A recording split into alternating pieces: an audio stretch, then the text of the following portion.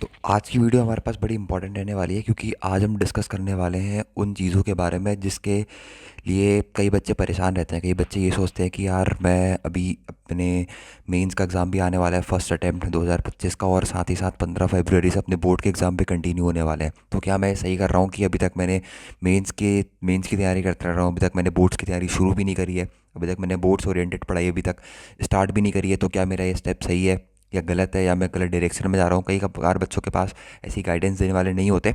तो आज की वीडियो उन्हीं बच्चों के लिए है कि क्या आप जो भी स्टेप फॉलो कर रहे हो, अगर आप अभी से मेंस की तैयारी शुरू कर रहे हो, या फिर अभी तक आपने मेंस की तैयारी में होल्ड ऑन नहीं लगाया है, या फिर अभी भी आप जेई मेंस फर्स्ट अटेम्प्ट के पीछे ही लगे हुए हो, तो क्या आप सही कर रहे हो या गलत कर रहे हो? तो आपको, अगर आप सही कर रहे हो तो आपको आगे क्या क्या करना है, और आप गलत कर रहे हो तो आपको किन किन चीज़ों को अवॉइड करना है, और अपनी प्रिपरेशन में क्या क्या चीज़ें या फिर क्या क्या चेंजेस लाने हैं, आज हम इन्हीं टॉपिक के बारे में डिस्कस करने वाले हैं। सो बड़ी ही इंपॉर्टेंट वीडियो रहने वाली है। तो यही कहूँगा कि एट लास्ट तक, बिल्कुल ही 10-15 मिनट की वीडियो है, तो लास्ट तक एकदम बने रहना, और कुछ ना कुछ इंपॉर्टेंट चीज़ें मिलेंगी आपको, कुछ ना कुछ ऐसी टिप्स मिलेंगी जिससे आपकी मेंस की प्रिपरेशन या फिर एडवांस की प्रिपरेशन या फिर बोर्ड्स की प्रिपरेशन में कुछ ना कुछ आपको मदद यहाँ पर ज़रूर मिलने वाली है।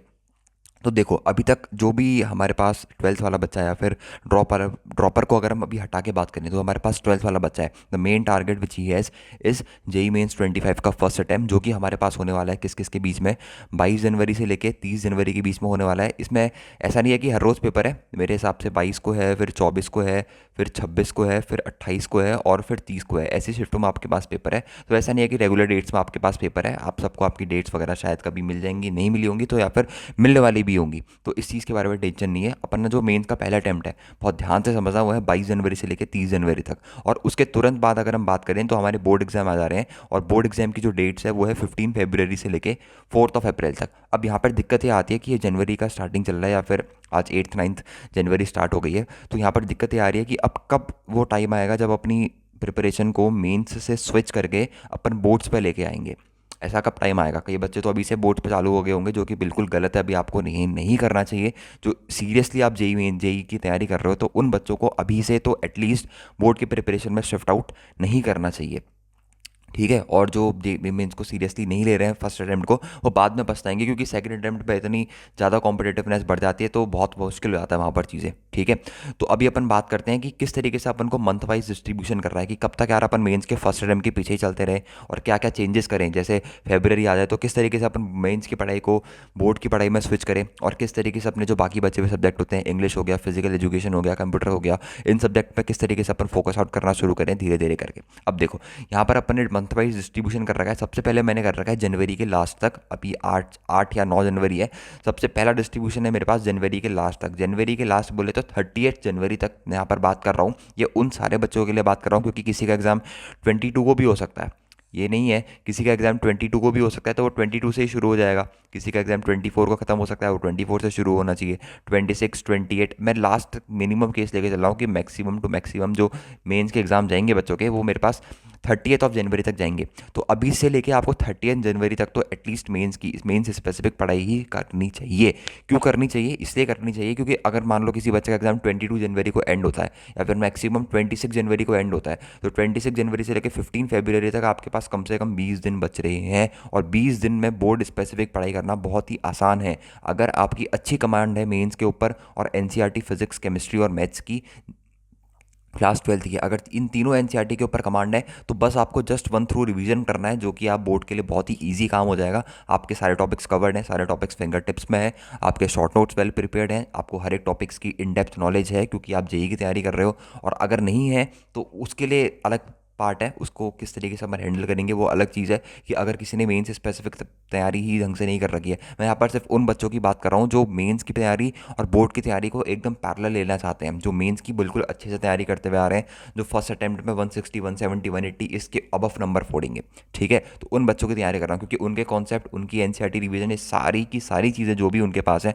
वो ऑलरेडी वेल स्ट्रक्चर्ड है, वेल प्रिपेयर्ड है।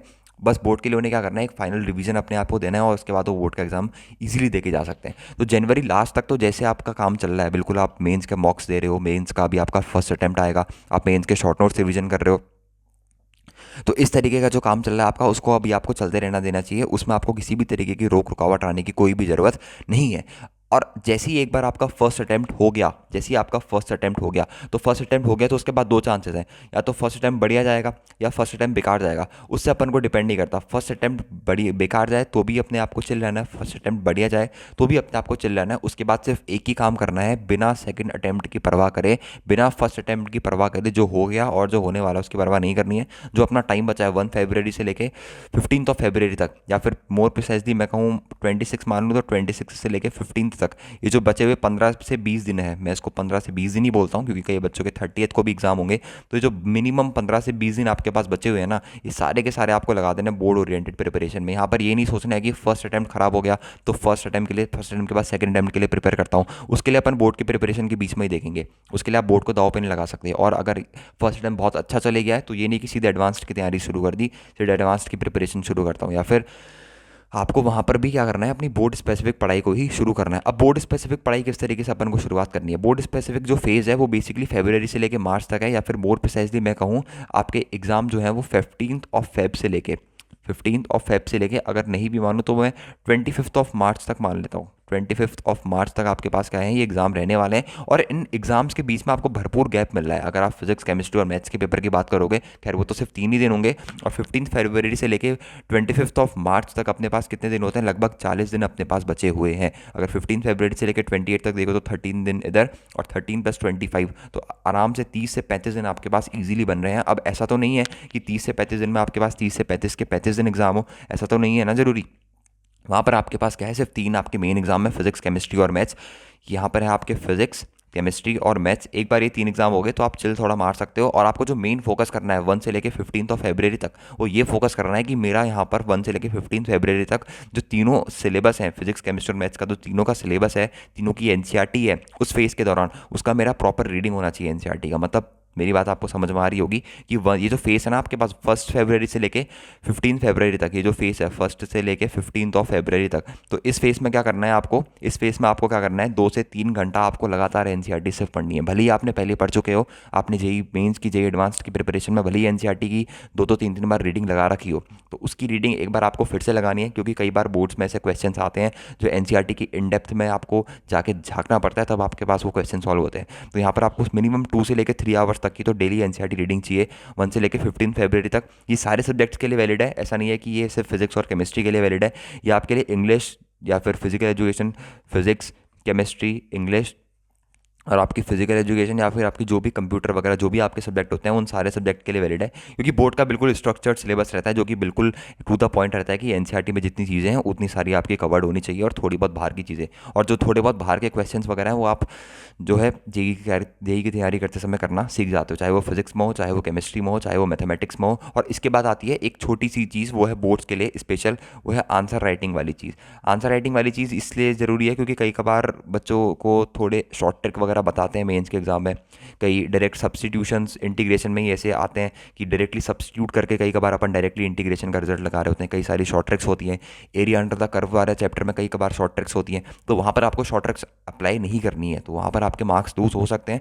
तो वाला एरिया भी आपको पता है, खैर ये सब चीज़ें बताने की ज़रूरत नहीं है, आपको पता है कि यार directly area under the curve में वो रेक्टेंगल वाला मेथड नहीं लगा सकते अपन, क्योंकि वहाँ पर वो लगाएंगे तो वहाँ पर ऑब्वियसली बात है कि मार्क्स रिडक्शन होगा। इंटीग्रेशन में जब डायरेक्ट सब्सटीट्यूशन पूछा जाए तभी डायरेक्ट सब्सटीट्यूशन करना है, नहीं पूछा गया है तो उसको पूरा मेथडोलॉजी के साथ सॉल्व करके ही वहाँ पर आंसर प्रेजेंट करना है। कंटिन्यूटी एंड डिफरेंशिएबिलिटी में किसी भी तरीके का एल ऑपरेटर रूल, ये रूल वो रूल अप्लाई नहीं करना है। जो रूल स्पेसिफिकली एनसीईआरटी में मेंशन्ड है, जिस तरीके से एनसीईआरटी में चीज़ें सॉल्व होती हैं उसी तरीके से चीज़ें सॉल्व करनी है। और ये सब काम करने के लिए, अगर ये सब काम सीखना है तो उसका बहुत ही आसान सा तरीका है, अपना previous year question paper, sample paper उठा के देखो और उसकी मदद से अपनी आंसर राइटिंग को थोड़ा थोड़ा करके फ्रेम करना शुरू करो। उन्हीं 1 से लेकर 15 फेब के बीच में, एग्जाम के बीच में ये काम नहीं होगा, 1 से लेकर 15 फेब के बीच में ही सारा काम आपको करना है।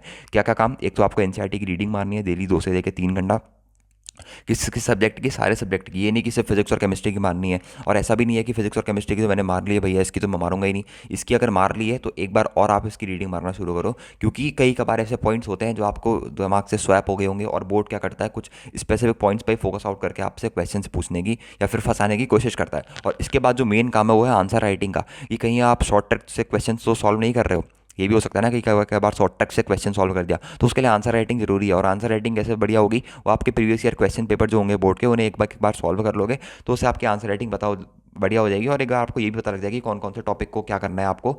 ऐसे कौन कौन से टॉपिक है जिसमें आपको शॉर्ट ट्रिक अप्लाई नहीं करनी, शॉर्ट ट्रिक होती है बट आपको वहाँ पर अप्लाई नहीं करनी है। और इस बीच में क्या करना है, इस बीच में आप 2-3 काम एक और ये भी कर सकते हो कि आप इस बीच में लगातार अपने मॉक्स वगैरह पे फोकस कर सकते हो। मतलब आप एक दिन में 3 घंटा ऐसे निकाल सकते हो, सुबह 9 से 12 या शाम को 2:30 से लेकर 5:30, जिसमें आप एक एटलीस्ट मॉक्स दे रहे हो 3 या 4 दिन में, या फिर एक हफ्ते में भी एक दोगे, या फिर मिनिमम एक एक हफ्ते में 2 मॉक तो आप कर ही दो। मिनिमम एक हफ्ते में 2 मॉक, थोड़ी सी यहाँ पर फ्रीक्वेंसी करा दो, घटा दो, पर यहाँ पर मिनिमम एक हफ्ते में 7 दिन के अंदर आप 2 मॉक तो एटलीस्ट यहाँ पर जेई मेंस लेवल के दे ही दो। अगर आपका मेंस का अटेम्प्ट थोड़ा डगमग डगमग गया है तो, अगर नहीं गया है डगमग, बिल्कुल लग रहा है 160 170 180 190 200 तक अचीव करूंगा, तो वहाँ पर आपको कोई दिक्कत नहीं है देने की, वहाँ पर आप एडवांस के मॉक भी दे सकते हो बहन, ठीक है।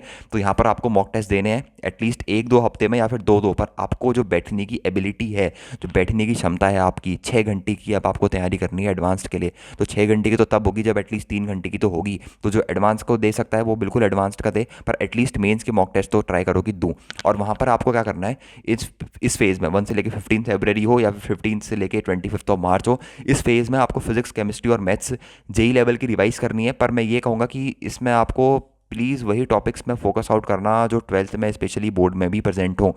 मैं तो ये एटलीस्ट ये कहूँगा कि एटलीस्ट 12th वाले पार्ट को बिल्कुल इजीली और बिल्कुल अच्छे से रिवाइज कर लो। फिजिक्स, केमिस्ट्री, मैथ तीनों में ये कहूँगा, फिजिक्स, केमिस्ट्री, मैथ में तीनों में यही कहूँगा कि 12th वाले पार्ट को बिल्कुल अच्छे से रट्टा मार लो, उसके एनसीईआरटी रिवाइज कर लो, उसके अपने जेई के शॉर्ट नोट्स रिवाइज कर लो। उसमें आपको बोर्ड में भी फायदा होगा, क्योंकि बोर्ड में भी तो कई कबार डायरेक्टली ऐसे क्वेश्चन आते हैं जो एटलीस्ट फॉर्मूला बेस्ड होते हैं, कई कबार क्या हमेशा यही ऐसे ही क्वेश्चन आते हैं, ठीक है।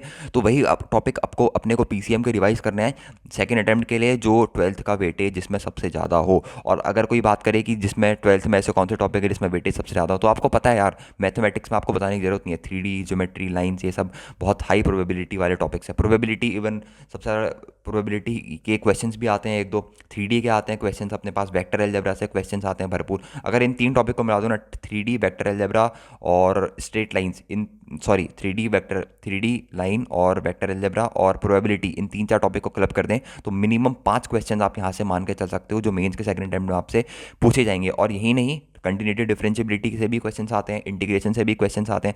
तो बहुत 50%, 50 to 60%, 60% सिलेबस मान के चलो 12th का ही आएगा सेकंड अटेम्प्ट में। 60 नहीं भी मान रहे हो तो 55 से 60% तो एटलीस्ट मान लो कि इतना सिलेबस 12th का आना ही आना है। और 55 to 60% अगर स्कोर कर रहे हो तो वो भी एक अच्छा स्कोर होगा सेकंड अटेम्प्ट में आपके लिए। तो जरूरी यही है कि अपन को सेकंड अटेम्प्ट के लिए भी क्या करना है, सेकंड अटेम्प्ट के लिए फोकस करना है कि जिसका वेटेज 12th में ज़्यादा है उस टॉपिक्स को अपन को फोकस करना है। फिजिक्स में मॉडर्न फिजिक्स को फोकस करो, और इलेक्ट्रोस्टैटिक्स में ज़्यादा फोकस करो, करंट इलेक्ट्रिसिटी में ज़्यादा फोकस करो, इन टॉपिक्स में ज़्यादा फोकस करो। केमिस्ट्री में वैसी ऑर्गेनिक वाले टॉपिक्स में ज़्यादा फोकस करो। अगर आपकी ऑर्गेनिक वीक है तो 12th में तो भरपूर ऑर्गेनिक ही ऑर्गेनिक है, तो ये लगे हाथ मौका भी हो जाएगा आपके लिए ऑर्गेनिक के थोड़े की कंसेप्ट वगैरह रिवाइज करने का। अब मार्च और अप्रैल वाला जो फेस है ना, वहाँ पर आपको सबसे कम टाइम मिलने वाला है, क्योंकि जो आपका सेकंड अटेम्प्ट है मेंस का वो है मेरे पास 1 से लेके 8 अप्रैल तक। यहाँ पर आप फंस जाओगे 1 से लेके 8 अप्रैल तक। तो जो ऊपर मैंने महाभारत बकी वो इसीलिए बकी कि यहाँ पर आपको दिक्कत ना आए, यहाँ पर किसी चीज़ से दिक्कत ना आए। यहाँ पर आप सिर्फ की कंसेप्ट में फोकस करो। जेई मेंस 1 के जितने भी प्रीवियस ईयर क्वेश्चन पेपर आपको कहीं से भी मिल रहे हैं, कोई यूट्यूब में सॉल्यूशन डाल रहा है वहाँ से मिल रहे हैं, कहीं फेक मिल रहे हैं तो वहाँ से मिल रहे हैं, जहाँ से भी मिल रहे हैं, मतलब फेक तो नहीं, एटलीस्ट थोड़ा ट्रस्टेड इंस्टीट्यूट या फिर वेबसाइट से जहाँ से भी मिल रहे हैं आपको, एटलीस्ट उन्हें पकड़ो, उन्हें एज अ मॉक दो। और 24 के भी पेपर एज अ मॉक देने की यहाँ पर आपको क्या करनी है, कोशिश करनी है। और मैथमेटिक्स में स्पेशली एक मैं आपको ये एडवाइस दूंगा कि यहाँ पर आप क्या कर सकते हो, अपना जो कैलकुलस वाला पार्ट है ना, वो थोड़ा यहाँ पर ज़्यादा फोकस करना, उस पर शुरू कर देना 1 फरवरी से लेके, क्योंकि कैलकुलस एक ऐसा पार्ट है जो बोर्ड्स में भी है और उसकी जो वाहवाही है वो अपने पास मेंस के एग्जाम में भी है। कैलकुलस एक ऐसा पार्ट है जो भरपूर पूछा जाता है आपके पास, बोर्ड्स में भी पूछा जाता है, मेंस में भी पूछा जाता है। आप खुद देख लेना, continuity, differentiability, limits, integration, definite integration, area under the curve, ये सब ऐसे टॉपिक हैं जो भरपूर पूछे जाते हैं, बोर्ड्स हो या फिर कोई भी कॉम्पिटेटिव एग्जाम हो, even JEE mains and even in JEE advance, these are of very high weightage. तो आप कैलकुलस में क्या कर सकते हो, थोड़ा बहुत फोकस्ड रह सकते हो। मैं ये नहीं कहूँगा कि अलजेब्रा को बिल्कुल ही स्किप मार देना, मैं जेईई के पॉइंट ऑफ व्यू से कह रहा हूँ कि इन टॉपिक्स में आप क्या कर सकते हो, थोड़ा बहुत ज़्यादा फोकस अप्लाई कर सकते हो, क्योंकि ये वो टॉपिक हैं जो मेंस और बोर्ड्स लगातार फ्रीक्वेंटली इंटरवल में मैक्सिमम नंबर ऑफ क्वेश्चंस यहाँ से फ्रेम होते हैं। और ये वो टॉपिक्स हैं जहाँ से थोड़े टफ क्वेश्चंस, थोड़े ट्रिकी क्वेश्चंस, थोड़े डगमगाने वाले क्वेश्चंस आपके पास फ्रेम होते हैं। तो मेरी तरफ से तो स्ट्रेटजी ये है कि जो भी अभी आप मेंस की तैयारी कर रहे हो एटलीस्ट उसे करते रहो, उसे होल्ड अप पे मत डालो। ऐसा मत सोचो कि बोर्ड की तैयारी छूट रही है, बिल्कुल नहीं छूट रही है। अगर आपकी मेंस की तैयारी बहुत अच्छी चल रही है, अगर आपकी एनसीईआरटी कवर्ड है तीनों की, फिजिक्स, केमिस्ट्री और मैथ्स की, जो कि होती भी अगर एक बोर्ड एक में जेईई का बच्चा जो अच्छी जेईई की तैयारी कर रहा है उसकी फिजिक्स, केमिस्ट्री और मैथमेटिक्स इन तीनों की एनसीईआरटी बिल्कुल चटी हुई होती है, बिल्कुल रटी हुई होती है, ठीक है। तो ये चीज़ आपको नहीं करनी कि एकदम प्रिपरेशन छोड़ के बोर्ड्स की पढ़ाई करने लग गए, क्योंकि बोर्ड्स में अपन को कुछ नहीं आता, आपको आता है। बस आपको क्या करना है, उसके 15-20 दिन पहले आपको बस एक रीडिंग लगानी है, एक आंसर राइटिंग की प्रैक्टिस करनी है, सैम्पल पेपर की प्रैक्टिस करनी है। यही गलती आपको अवॉइड करनी है। तो आई होप कि आपको सारे पॉइंट समझ में आए होंगे। अगर ऐसी किसी स्ट्रेटेजिक वीडियो में आपको वीडियो चाहिए, या फिर specifically board point of view से भी आपको वीडियो चाहिए कि भैया बोर्ड में बता दो कि कौन कौन से टॉपिक है जिसमें ज़्यादा फोकस करना है, जिसमें कम फोकस करना है, तो आप कमेंट सेक्शन में बोल सकते हो, क्योंकि जब तक आपकी डिमांड नहीं आएगी तब तक मैं वीडियो सप्लाई कर नहीं पाऊंगा। तो आज की वीडियो में इतना ही रखते हैं, मिलते हैं नेक्स्ट वीडियो में। आगे जो कि आपका डाउट है बोर्ड से रिलेटेड, मेन्स से रिलेटेड, एडवांस से रिलेटेड, वो आप पूछ सकते हो कमेंट सेक्शन में। I will be there to answer you out. तो आज की वीडियो में इतना ही रखते हैं, मिलते हैं नेक्स्ट वीडियो में। Okay bye.